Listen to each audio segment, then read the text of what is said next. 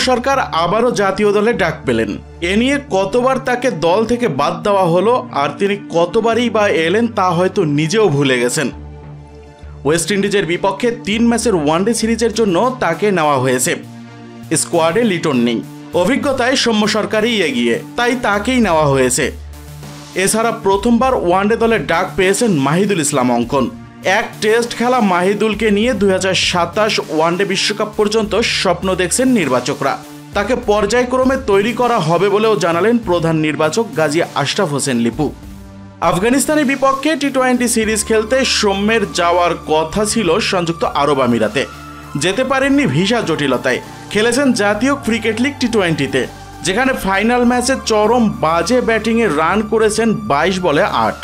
আউটের ধরন দেখলে তাকে নিয়ে নির্বাচকরা দ্বিতীয়বার ভাবনার কারণ নেই, অথচ তাকেই কিনা ওয়েস্ট ইন্ডিজের বিপক্ষে ঘরের মাঠে ওয়ানডে সিরিজে ফেরানো হলো।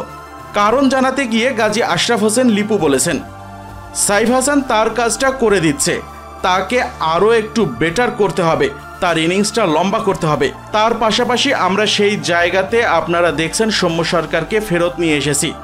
তিনি অনেক অভিজ্ঞ একজন খেলোয়াড়, প্রায় 80টার মতো ওডিআই খেলে ফেলেছেন, প্রায় 10 বছর ধরে খেলছেন এবং গত বছরের শেষে নভেম্বরের দিকে ওয়েস্ট ইন্ডিজের বিপক্ষেই তার ব্যাটিংয়ে যথেষ্ট সফলতা আছে এবং সেই দলটার সঙ্গে আমরা খেলছি। লিটন দাস যেহেতু দলে নেই, অবশ্যই একজন অভিজ্ঞ খেলোয়াড় হিসেবে আমরা সেখানে নিয়ে এসেছি সৌম্য সরকারকে।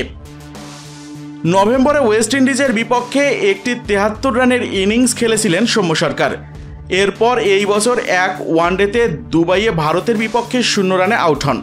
এরপর তেমন কোথাও রান পাননি বাঁহাতি এই ব্যাটসম্যান। তবুও অভিজ্ঞতা বিবেচনায় তাকে নেওয়া হলো 50 ওভারের ক্রিকেটে। এদিকে দক্ষিণ আফ্রিকার বিপক্ষে এক টেস্ট খেলেছেন মাহিদুল ইসলাম অঙ্কন। তাকে প্রথমবার নেওয়া হয়েছে ওয়ানডে দলে। লিস্ট এ ক্রিকেটে মাহিদুল খেলেছেন 96 ম্যাচ, 4 সেঞ্চুরি এবং 28 ফিফটিতে প্রায় 3500 রান করেছেন। গড়টাও সুন্দর, 44.53। গত মে মাসে বাংলাদেশ এ দলের হয়ে নিউজিল্যান্ড এ দলের বিপক্ষে 2টি ম্যাচ খেলে রান করেছিলেন যথাক্রমে 105 এবং অপরাজিত 42। তার থেকে বড় আশা গাজী আশরাফ হোসেন লিপুর। বলেছেন, আমরা মাহিদুল ইসলাম অঙ্কনকে এনেছি, আমরা 2027 পরবর্তী বিশ্বকাপটাও ওয়ানডে ফরম্যাটে খেলব। সম্ভাব্য তালিকাটা বৃদ্ধি করার জন্য যারা প্রতিযোগী থাকবে তার মধ্যে মাহিদুলের নাম আসবে, বেশ উজ্জ্বল। তাকে এনে এই ব্যাটিংয়ের গভীরতা বাড়ানো হয়েছে। ওখানে যারা ব্যাটিং খুব একটা ভালো করতে পারেনি, 1-2 জনকে কিছু ম্যাচের জন্য ব্রেক আমরা দিতে পারবো, সেই সুযোগটাও এখানে তৈরি করে দেওয়া হয়েছে মাহিদুলকে নিয়ে। আমরা আমাদের মূল মিডল অর্ডার ব্যাটসম্যান থেকে কাউকেই উপেক্ষিত রাখিনি।